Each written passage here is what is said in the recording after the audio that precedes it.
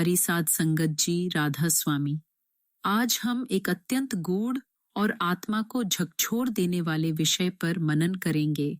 जब मनुष्य उत्सुक होता है, जब भीतर से पुकार उठती है, तो प्रभु भी साथ हो जाते हैं। यह कोई मात्र कवित्व नहीं, कोई सूक्ति नहीं, यह एक अनुभव है जिसे हर सच्चा साधक अपने जीवन में महसूस करता है। यूनानी नाटककार एस्चुलस ने कहा था, जब मनुष्य इच्छुक और उत्सुक होता है तो ईश्वर भी उसमें शामिल हो जाता है। लेकिन यह उत्सुकता किसकी है? यह प्यास किसकी है? प्यारी संगत जी, ये प्यास आत्मा की है, अपने मूल स्रोत, अपने प्यारे मालिक की ओर लौटने की प्यास। मन शत्रु या सहयोगी? हम अक्सर सुनते हैं मन सबसे बड़ा दुश्मन है। बिल्कुल, जब तक यह बाहर की ओर दौड़ता है, यह हमें मोह, माया, लोभ, क्रोध और अहंकार में डुबोता है।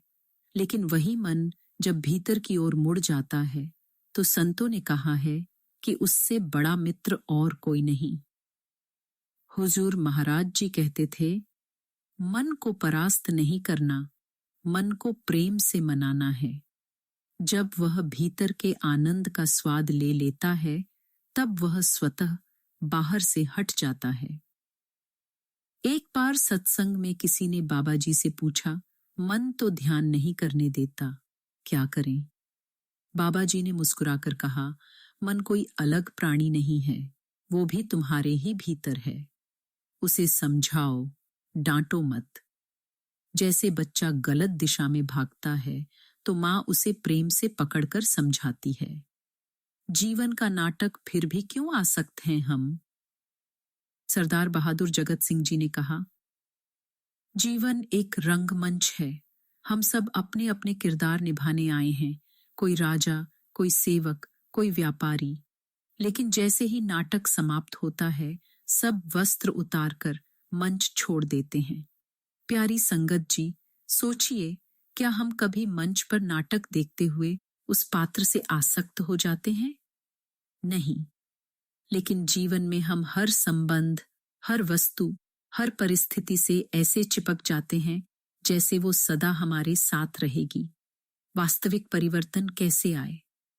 परिवर्तन तभी आता है जब भीतर से जिज्ञासा। एक उदाहरण लें, सच्ची घटना। एक सज्जन आरएसएसपी सत्संग में आते थे, पर ध्यान नियमित नहीं करते थे।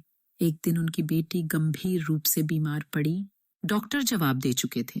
उन्होंने बाबा जी को पत्र लिखा और उसी दिन से रोज नियम पूर्वक सुबह उठकर ध्यान करने लगे। बेटी धीरे धीरे स्वस्थ हुई, लेकिन उस घटना ने उनके भीतर एक नया जीवन जगा दिया। अब वे कहते हैं, मुझे ऐसा लगता है जैसे मेरी बेटी के बहाने मालिक ने मुझे जगा दिया। यह है वह क्षण जब भीतर से पुकार उठती है और मालिक कहते हैं, लो, अब मैं साथ हूं। विवेक, वह दिव्य अनुदान। संत मत कहता है, मनुष्य जन्म का मूल्य केवल इसलिए है क्योंकि इसमें विवेक है। जानवर भोजन, विश्राम और आत्म संरक्षण के चक्र में हुजूर महाराज जी कहते हैं, जब हम यह समझ जाते हैं कि यह जीवन क्षण भंगुर है, तब भीतर से वैराग्य आता है और यही वैराग्य हमें स्थायी सत्य की ओर ले जाता है। ध्यान में उत्सुकता ही राह है। प्यारी संगत जी, मालिक ने हमें यह अमूल्य मानव शरीर दिया है, फिर गुरु की शरण भी दी। यह कोई संयोग नहीं। अब जिम्मेदारी हमारी है कि क्या हम इस अनमोल अवसर का उपयोग करेंगे।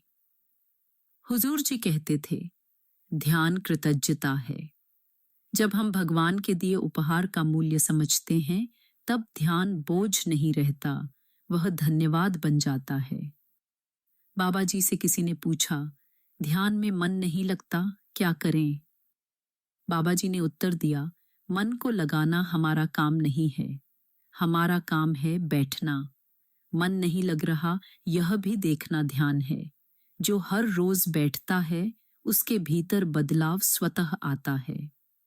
उत्सुक बनो, परिणाम मालिक पर छोड़ो। आइए संगत जी, इस जीवन की नश्वरता को पहचाने। हर दिन एक मौका है मालिक को पुकारने का। हर ध्यान एक निमंत्रण है। हे मालिक, मैं तैयार हूँ। कृपा करो और मेरा साथ दो। जब हम सच्ची उत्सुकता से ध्यान में बैठते हैं, तो मालिक भी कहते हैं, मैं तेरे ही इंतजार में था। अंतिम प्रार्थना। हे मालिक, तूने दिया है यह अमूल्य अवसर। अब मुझे साहस दे, उत्साह दे, निरंतरता दे कि मैं तेरे ध्यान में, तेरे प्रेम में रच जाऊं। मेरे भीतर यह जिज्ञासा बनी रहे, यह प्यास कभी न बुझे कि मैं तुझ तक पहुंचूं, तुझ में लीन हो जाऊं। राधा स्वामी जी।